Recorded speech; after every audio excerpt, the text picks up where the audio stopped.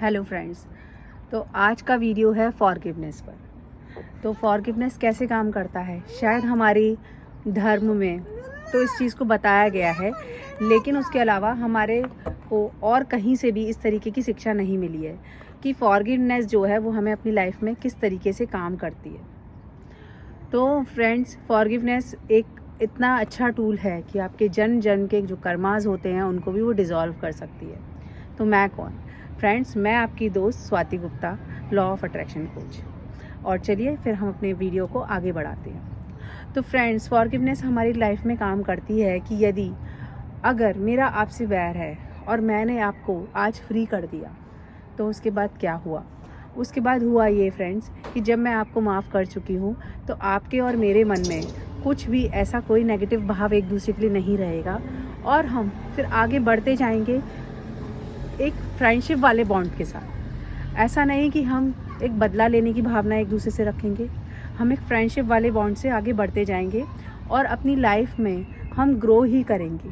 क्योंकि आपको पता है कि कितनी सारी नेगेटिविटी होती हैं, उसको हम मन में लेकर कभी आगे नहीं बढ़ सकते हैं, क्योंकि हमें नेगेटिव थॉट्स आते रहते हैं एक दूसरे के लिए। हम सोचते रहते हैं इसने हमारे साथ वैसा किया, और सामने वाला भी यही सोच रहा होता है कि उसने हमारे साथ ऐसा किया। तो हम इन सारी चीज़ों से फ्री हो सकते हैं केवल इस छोटे से काम को करके।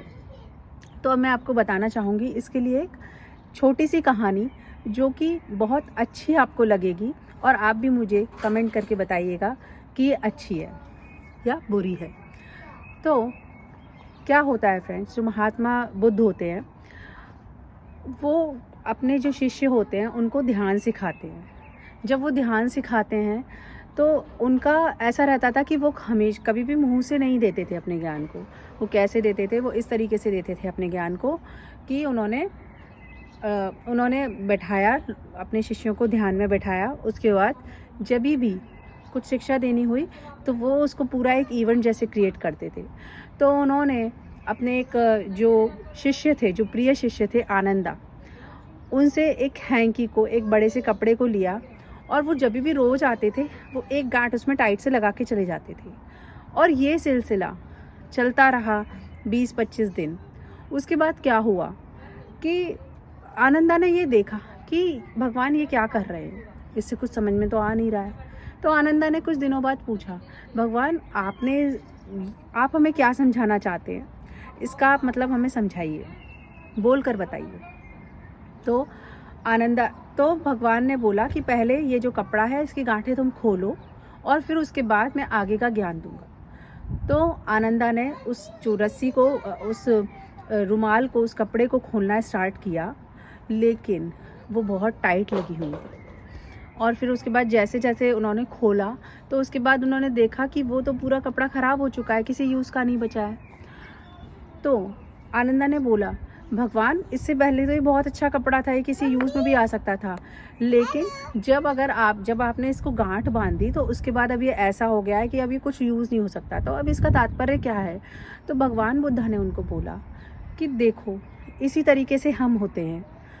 हम भी क्या करते हैं कि हमें किसी ने कुछ कहा तो हम अपने दिल में गांठ लगा दी, फिर किसी दूसरे ने कुछ बोला उसके हमने गांठ लगा ली। तो ये जो गांठ बार बार लगती रहती है हमारी बॉडी में, तो उससे क्या होता है? उससे होता ये है फ्रेंड्स कि आपकी जो 72,000 नाड़ियाँ होती हैं, इसमें छोटी छोटी इस तरीके से गांठें पड़ जाती हैं। और आपका जो हृदय होता है वो भी इतनी सारी ब्लॉकेजेस उसमें बन जाती हैं, इतनी सारी गांठें बन जाती हैं कि वो हृदय भी जो है वो सही से काम नहीं कर सकता है। और जब ये 72,000 नाड़ियों में हमारी इस तरीके की गांठें बन जाती हैं, ब्लॉकेज हो जाते हैं, फिर हमारे शरीर में आनी स्टार्ट होती है बीमारियाँ। तो अगर हम आज से ही जिसके साथ भी हमारा जो भी है उसको सॉर्ट आउट कर दें, जिसको हमें माफ़ी देना है उसको माफ़ी दे दें और ख़त्म कर दें, जिससे हमें माफ़ी मांगनी है उससे हम वहीं की वहीं माफ़ी मांग लें और ख़त्म कर दें, तो फ्रेंड्स आप देखिए कि ये सारी चीज़ें कितने लाइफ टाइम तक हमको चलती रहती हैं। और हम इसीलिए ही इनकारनेट होके यहाँ पर आते रहते हैं कि हमें उन गांठों को सुलझाना होता है, हमें किसी से माफ़ी मांगनी होती है, हमें किसी को माफ़ी देनी होती है, और उसी तरीके के जो घटनाक्रम है वो हमारी लाइफ में आते जाते हैं और हम उन्हीं सब में उलझते जाते हैं। तो फ्रेंड्स, मुझे लगता है कि आज की इस कहानी के बाद आपको समझ में आया होगा कि फॉरगिवनेस कितनी इम्पॉर्टेंट है हमारी लाइफ में। और अगर हम किसी को फॉरगिव करना स्टार्ट कर दें और फॉरगिवनेस मांगना स्टार्ट कर दें, वहीं के वहीं सॉरी बोल दें, तो हम निपट जाएंगे बहुत सारी चीज़ों से और आगे का भी अपना लाइफ दूसरों के साथ फ्रेंड्स बनकर गुजार सकते हैं। इवन हम फ्रेंड भी ना बने, मैं ये नहीं बोलती हूँ कि फ्रेंड भी बनना हमको ज़रूरी है, लेकिन हम एटलीस्ट उस नेगेटिव कार्मिक बंधनों से दूर हो जाएं। सो थैंक यू फ्रेंड्स, आज का मेरा वीडियो यहीं तक। प्लीज़ बताइएगा कि आपको कैसा लगा and please like and share. Thank you.